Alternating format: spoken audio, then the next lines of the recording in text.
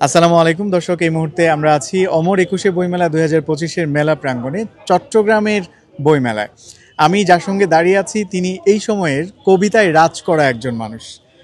কবিতায় রাজ এই জন্য বললাম, আমি নিজেও যেহেতু কবিতার সাথে থাকি, কবিতায় বাস করার চেষ্টা করি, কবিতা পাঠ করি, তো সেই পাঠভ্যাস এবং সেই বাস করার জায়গা থেকে বললাম। আমাদের সঙ্গে যুক্ত আছেন স্বপ্নীল চক্রবর্তী। তার দুটো কবিতার লাইন দিয়ে আমি শুরু করতে চাই। তুমি যার হাত থেকে ফুল নাও, তার মন ভাঙার আগে একটু আভাস দিও। যদিও জরুরি না, তবুও বললাম আর কি।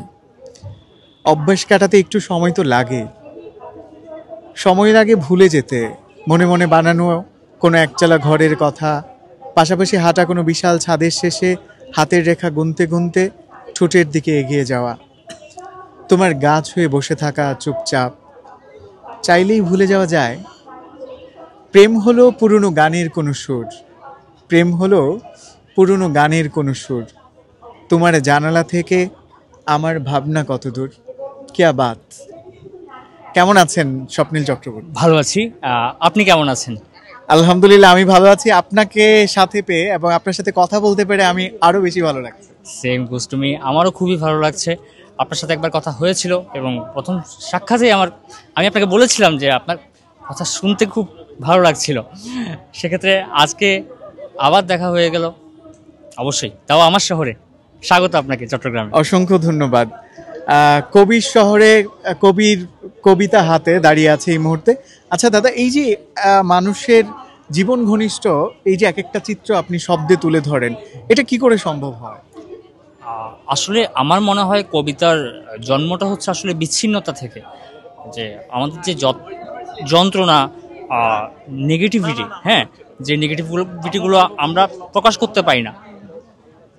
অবশ্যই কবিতার পজিটিভ দিক আছে, তবে আমার মনে হয় যে আমরা আমাদের অস্বস্তি, আমাদের বিচ্ছিন্নতা কবিতায় ছড়িয়ে দেওয়ার একটা চেষ্টা করে থাকি। এই জন্য আসলে কবিতা সম্পূর্ণ হয় না, কবিতা অসম্পূর্ণ। আমরা কি বলতে পারি যে কবিতার প্রধান কাঁচামাল হচ্ছে দুঃখ, নেগেটিভিটি, যাপিত জীবনের না পাওয়া? হ্যাঁ, এটা আসলে কবিতা যদি কয়েক প্রকার ভেদ হয়ে থাকে, এক প্রকারের কবিতা হচ্ছে যেগুলো জন্ম হয় আসলে বিচ্ছিন্নতা থেকে, না পাওয়া থেকে। আপনি আমাকে এই কবিতাটা দেখাচ্ছিলেন যে প্রেম হলো পুরনো গানের কোনো সুর। হ্যাঁ, মানে হঠাৎ করে মনে আসে এবং এলোমেলো করে দেয় আমাদের। হ্যাঁ হ্যাঁ, একদম একদম পুরনো গানের কোনো সুর। অনেকদিন শুনি না, হুট করে শুনলেও মনে হয় যে চির নতুন।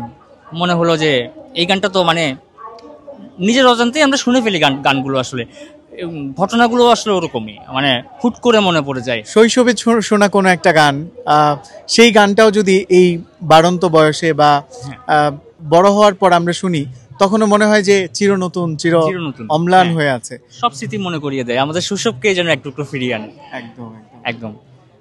আপনি আসলে কোন সময়টাতে কবিতা বেশি লিখে থাকেন? আমি কবিতা লিখি যখন আমি মূলত অস্বস্তির মধ্যে থাকি, একা থাকি। অবশ্যই একা বলতে অনেক মানুষের মধ্যে একা থাকার যে ব্যাপারটা, ওই ব্যাপারটা আমি খুব ভালো করে ফিল করতে পারি, ইন্ট্রোভার্ট হওয়ার কারণে হয়তো বা। কলেজ ইউনিভার্সিটিতে আমার খুব বন্ধু, অনেক মানুষের ভিড়ে থেকেও একা থাকা যায়। একদম একদম, অনেক মানুষের ভিড়েই আসলে ভালোভাবে একা থাকা যায়, একাকিত্বটা অনুভব করা যায়। মানে কোলাহলে ভিড়ের ভেতর একদম।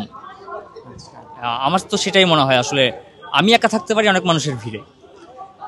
এই যে কবিতার জন্য এত এত মানুষের ভালোবাসা পাচ্ছেন, মানুষ ভালোবাসছে, কেমন লাগে ব্যাপারটা?